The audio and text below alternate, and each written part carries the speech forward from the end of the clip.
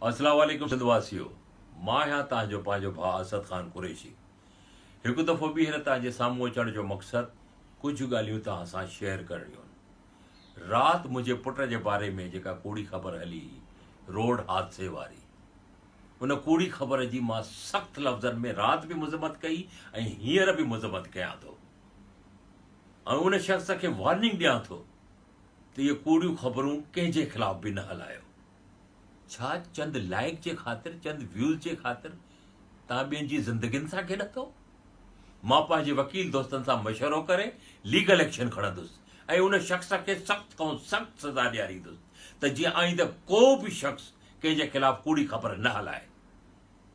ॿी ॻाल्हि त जेको मासूम ॿारु मुंहिंजो पुटु ज़ाहिर कयो अथनि त हीअ असद कुरैशी जो पुटु आहे, उहो मुंहिंजो पुटु नाहे, कंहिं ॿिए जो लख़्ते जिगर आहे।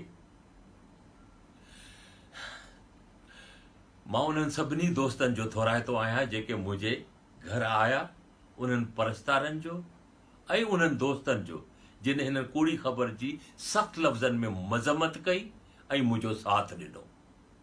हिकु दफ़ो ॿीहर मां तव्हां सभिनी जो थोराइतो आहियां। सिंध सलामत, साथ सलामत, सदाई गॾु। लख थोरा तव्हांजा।